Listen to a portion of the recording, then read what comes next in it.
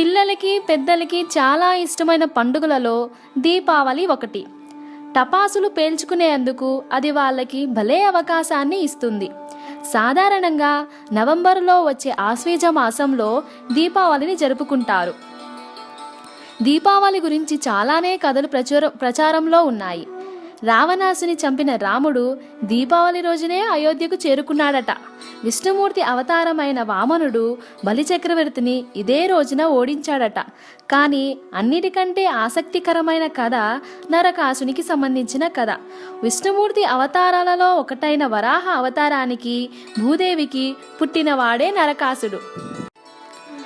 అతనిలో రాక్షస లక్షణాలు స్పష్టంగా కనపడడం వల్ల ఎప్పటికైనా అతనికి చావు విష్ణుమూర్తి చేతుల్లోనే ఉందని భయపడింది భూదేవి.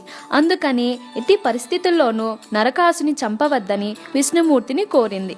విష్ణుమూర్తి కాసేపు ఆలోచించి, సరే, నేను నీకు వరాన్ని ఇస్తున్నాను, నీవు తప్ప నరకాసుని ఎవరూ చంపలేరు అని అన్నారు.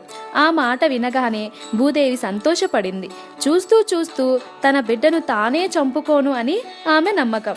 రోజులు గడిచే కొద్దీ నరకాసునికి తిరుగులేకపోయింది. ఆ ఇంద్రుడు కూడా నరకాసుని ఓడించలేకపోయాడు. దేవతలందరూ విష్ణుమూర్తి దగ్గరకు వెళ్ళి వేడుకున్నారు. నరకాసునికి చావు దగ్గర పడింది అని వీళ్ళకి అభయమిచ్చాడు విష్ణుమూర్తి. త్వరలోనే విష్ణుమూర్తి శ్రీకృష్ణుడిగా, భూదేవి సత్యభామగా అవతరించారు.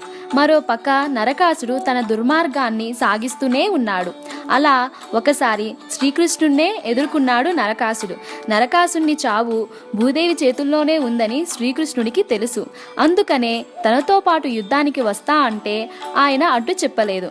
నరకాసునికి శ్రీకృష్ణునికి యుద్ధం మొదలైంది. ఒకరితో ఒకరు భయంకరంగా తలపడ్డారు. కాసేపటికే నరకాసుడు తన ఆయుధంతో శ్రీకృష్ణుని స్పృహ కోల్పోయేలా చేశాడు.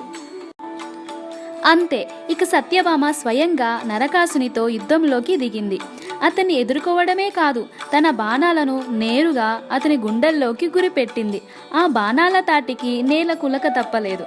నరకాసుడు చనిపోయిన ఆ రోజుని నరక చతుర్దశి పేరుతో పిలుస్తూ ఆ విజయానికి గుర్తుగా మరనాడు దీపాలను, టపాకాసులను వెలిగిస్తూ సంబరాలు జరుపుకుంటారు.